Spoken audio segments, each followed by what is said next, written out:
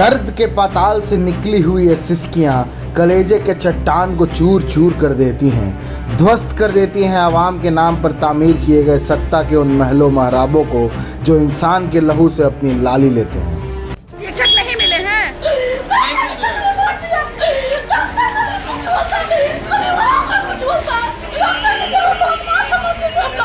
लेकिन वही नहीं सुन रहा कि डॉक्टर हम लोग को बचा रहा है, लेकिन वही नहीं सुन रहा अभी। अभी कोई डॉक्टर नहीं सुन रहा। ये एक औरत की चीख है, उस औरत की जिसने बुखार में झुलसते हुए अपने पति को पाटलिपुत्र और हस्तिनापुर के सम्राट के भरोसे के चौखट पर रख दिया था और हुकूमत ने उसके आंचल में उसके पति की लाश रख दी। बिहार के सेहत के सबसे बड़े वजीर के सामने मर गया इंसान, ताकते रह गए उनके साथी और सहायक। मंगल पांडे 4 घंटे तक करते रह गए इंसानों के मौत के कारखाने का दौरा, और जब बाहर निकले तो उनको समझ में नहीं आ रहा था कि क्या कहें। मीडिया को जवाब दें। इनकी आप बात सुनना चाहेंगे सर? ये महिला बहुत देर से रो रही है, शायद एक मिनट सुनेंगे सर इनकी। सर शायद जरूरी है वो, इनकी आप सुनेंगे तो ज्यादा जरूरी है। इनकी सुनेंगे तो मेरी मत सुनिए, आप मेरी मत सुनिए। सर मेरा भाई बहुत ज्यादा सीरियस है सर। ठीक है, मैं डॉक्टर साहब जरा इनको अशोक बाबू दिखवाइए। अभी डॉक्टर साहब इसको दिखवाइए सर। लेकिन हर मरीज को आप थोड़ी डायरेक्ट कर पाएंगे, यहाँ पे कुछ सिस्टम तो प्लेस में करना पड़ेगा ना। मंत्री जी क्या कहते हैं इंसानों के मौत पर? बिहार में मातम का पर्यटन चल रहा है, अफसरों मंत्रियों की सैर। आइए सरकार, इंसानों के कफन का उद्घाटन कीजिए। आइए सरकार, जनता के नाम पर उड़ान का मजा लीजिए, इत्मीनान का मजा लीजिए। 40 डिग्री तापमान और बाढ़ के हालात में पीने के पानी पर सवाल मत करिए मंत्री जी से, इनसे पूछिए कि मंगल ग्रह पर कब जा रहे हैं। बुखार की गोली और ऑक्सीजन के सिलेंडर के बिना सर पटक पटक के मर गए इंसानों पर सवाल मत कीजिए मंत्री जी से, इनसे पूछिए कि बुलेट ट्रेन का मजा कब मिलेगा। अस्पताल के इंसानों के मुर्दाघर में बदल जाने पर सवाल मत कीजिए मंत्री जी से, इनसे पूछिए कि सुबह आपने नाश्ता क्या किया, दोपहर में लंच क्या नोश फरमाएंगे, रात के डिनर का क्या बंदोबस्त किया जाए। धन्यवाद हमारे जो 200 मौतों पर मातम के पर्यटन का आपने फुर्सत निकाला। स्वास्थ्य मंत्री मंगल पांडे वार्ड में घूम ही रहे थे कि एक इंसान की जान छत से टकराई और फिर छाती शांत पड़ गई। क्या समझते हैं पांडे जी, 90 दिनों में अस्पताल में बेड न मिलने के कारण 200 से ज्यादा मौत का मतलब? क्या वहाँ पर चीज़ों को आपने ऑब्जर्व किया और क्या आपके आने के बाद कदम उठाए गए हैं? देखिए, जो मैंने वहाँ ऑब्जर्व किया वो तो शायद कल बहुत विस्तार से हमने सबके साथ चर्चा की है, सब टेलीविज़न चैनल्स के माध्यम से, आप सबके माध्यम से सारे देश के साथ शेयर किया है। 100 बच्चों को मैंने बहुत गहराई से उनके माता पिता से बातचीत करके उनके ट्रीटमेंट शेड्यूल्स को, प्रोटोकॉल्स को सबको स्टडी किया है, डॉक्टरों से बात किया है और क्या क्या स्ट्रेंथनिंग की ज़रूरत है भविष्य के लिए, रिसर्च के लिए, वहाँ पर वायरोलॉजी की और नई लैब्स बनाने के लिए, नए state of the art paediatric ICUs बनाने के लिए, वो सारी चीज़ों के लिए हम प्रक्रियाओं को शुरू करके आए हैं, नया एपिडेमियोलॉजिस्ट लाने के लिए और वहाँ पे एंटोमोलॉजिकल स्टडीज़ वगैरह करने के लिए, वो सब कुछ हम करके आए हैं। ऑलरेडी हमारी टीम तो हमने 10 दिन पहले भेज दी थी। ऐसी शराफत पर मर जाने का जी करता है। मंत्री खुद ही मान रहा है कि मैं तो 1 साल पहले भी आया था, उस साल 500 बच्चे मरे थे, तब भी कह कर गए थे कि हम सारा इंतजाम दुरुस्त करेंगे। फिर हम दिल्ली जाकर चादर तान कर सो गए। 5 साल तक जनता के दिए हुए बंगले में राज भोगते रहे, लाल बत्ती के काफिले में धूल उड़ाते रहे, आसमान में उड़ते रहे, बढ़िया दावत उड़ाते रहे। अब 5 साल बाद हम फिर आए हैं आपके परिवारजनों की लाश पर फूल चढ़ाने। धन्य भाग्य हमारे जो आपने हमें फिर से ये अवसर प्रदान किया। सर 2.5 घंटा तक जीजा भी बोलने पर नहीं देखते हैं सर, बिल्कुल। अंत में सर 3 घंटा, 3.5 घंटा बाद मरे हुए बॉडी को आके बोलते हैं आपके पिताजी नहीं रहे, पिताजी चले गए।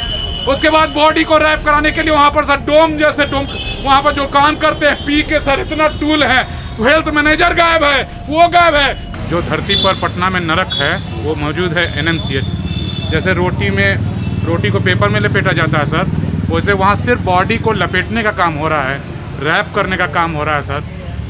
24 घंटा अपने पिताजी का बॉडी लेकर इस रोड पर रात में 2 बजे मैं भागा हूँ सर, इधर उधर पिए हुए स्टाफ सब वहाँ पड़े हुए हैं सर। बस मोटा मोटी यही समझिए सर, पिताजी को आप ऑक्सीजन लगाकर गाड़ी के अंदर लेकर और सर वहाँ पहुँचिएगा NMCH के अंदर सर। और जितने ये हॉस्पिटल है ना सर, जितने भी हॉस्पिटल, वो सिर्फ अपना जान छुड़ाने के लिए refer to NMCH, refer to IMS covid lungs है प्रॉब्लम, ये है सांस लेने प्रॉब्लम, कुछ भी लिखकर सर सिर्फ अपना जान छुड़ा रहे हैं और वहाँ भेज दे रहे हैं सर। और उस नरक में जहाँ पर सर बस मोटा मोटी एक ही लाइन बोलूँगा सर कि अपने पिताजी को आप ऑक्सीजन लगा कर सर वहाँ गाड़ी खड़ा कीजिएगा और सामने जो डॉक्टर सब बैठे हुए सर, पता नहीं कितनी सालियाँ हैं सर, उनको जो लव लेटर लिख रहे हैं सर उतनी दूर पर बैठकर बांस से घेर कर, पता नहीं सर आखिरी पोजीशन के पेशेंट के लिए उसके लिए कितना गवर्नमेंट ने बनाया है लिखने का, तो सर लिखते जाएंगे बिल्कुल। उनको अंत में आप जीजा भी बोलेंगे ना सर कि जीजा जी सर देख लीजिए आखिरी हो रहा है, सिलेंडर डाउन हो रहा है सर, खत्म हो रहा है, ड्राइवर एम्बुलेंस का रिक्वेस्ट करेगा सर एम्बुलेंस खत्म हो रहा है सर, गैस खत्म हो रहा है, ऑक्सीजन खत्म हो रहा है सर, नहीं सुनेंगे सर। रात में 7 बजे मैं पेशेंट लेके पहुंचा, पारस वाला 2 मिनट में मार दिया मेरे बाप को, 2 मिनट के अंदर पारस वाले ने मार केस को लेता नहीं सर, बिल्कुल कोविड का मुहर क्यों लगा देता है सर? जब चला तुम सीरियस पेशेंट को, क्रीमी पेशेंट ही मालदार पार्टी ही चाहते हो पेशेंट के अंदर घुसाना, तो कम से कम कोविड का मुहर तो मत लगाओ। बिना मतलब नरक में भेज दिया सर वहां पर जबरदस्ती। 15,000 रुपया वहां एम्बुलेंस वाले मिलक में लिखते हमसे लिए, सिर्फ पारस टू सरगम कुआं 15,000 रुपये रात में। वहां जाने पर सर 2.5 घंटा तक जीजा जीजा भी बोलने पर नहीं देखते हैं सर, बिल्कुल। अंत में सर 3 घंटा 3.5 घंटा बाद मरे वो बॉडी को आके बोलते हैं आपके पिताजी नहीं रहे, पिताजी चले गए। उसके बाद बॉडी को रैप कराने के लिए वहां पर सर डोम जैसे डोम वहां पर जो काम करते हैं पी के सर इतना टूल है, हेल्थ मैनेजर गायब है, वो गायब है। कल डीएम रवि जी का कल वहां पर वो ये था, परसों रात में बॉडी लेके घूमते रहे वहां पास घाट में सर, वो लोग पी के इतना नाटक किए हमसे अंत में कि नहीं छुएंगे, बॉडी को रैप ठीक से नहीं किया है, रात में बॉडी लेके भागे जा रहे हैं, बॉडी लेकर कोई कर रहा है हम वापस नहीं जाएंगे। कोविड भी साबित हुआ तो ऑक्सीजन क्यों निकाल दिया 10 मिनट में पारस? 2 मिनट में मारा मेरा ऑक्सीजन निकाल क्यों नहीं रखा सर? इन लोग पर सरकार कार्रवाई करे ना तो पब्लिक में ऐसा भूचाल आएगा कि नोच नोच के लोग मंत्री को मारेंगे। 10 को समझ लीजिए, 10 को एम्बुलेंस लगा, कोई भी खाली मालदार कुछ नहीं हो रहा सर पूरा पटना में, समझ लीजिए। और लाश सर, लाश को गवर्नमेंट लकड़ी दे रहा है, पेट्रोल डालकर बम की तरह उड़ा रहा है लाश। फोटो देखिएगा सर, देखिए फोटो देखिए, पेट्रोल छिड़क के और बम से उड़ा देता है, ये हो रहा है सर। जाइए घाट पर देखिए, कल दोबारा बॉडी लेकर दारद दे 2 बजे रात में 5,000 रुपए दिए उसको, फिर जो फ्री का 102 नंबर है एम्बुलेंस 5,000 ले जाकर वापस भागा जा रहा है दूसरे रूट पर, कह रहा नहीं जाएंगे हम NMC नहीं जाएंगे। थाना वाले को पकड़ लिया मैजिक और रुकवाए थाना से, फिर भी नहीं, थाने वाले बोले क्या करें हम, इसका मालिक दूसरे रूट पर जाने के लिए बोला नहीं जाए।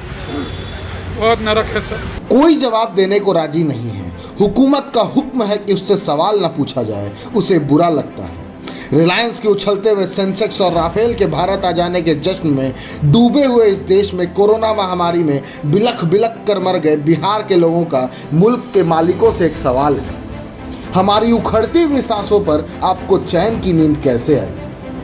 बिहार के हाल ने देश को बेहाल कर दिया है। परिवार वालों को जुकाम तक हो जाए तो भीतर से कांप जाते हैं घर वाले, और यहाँ तो लाशों की लाइन लगी हुई है। तो इंतजाम किसको करना था? जिम्मेदारी किसकी थी? कसूर किसका है? आपका जवाब हम जानते हैं, स्वास्थ्य मंत्री का। तो जब मौत का कारखाना बनता जा रहा था बिहार का अस्पताल, तो कहाँ थे स्वास्थ्य मंत्री? क्या कर रहे थे?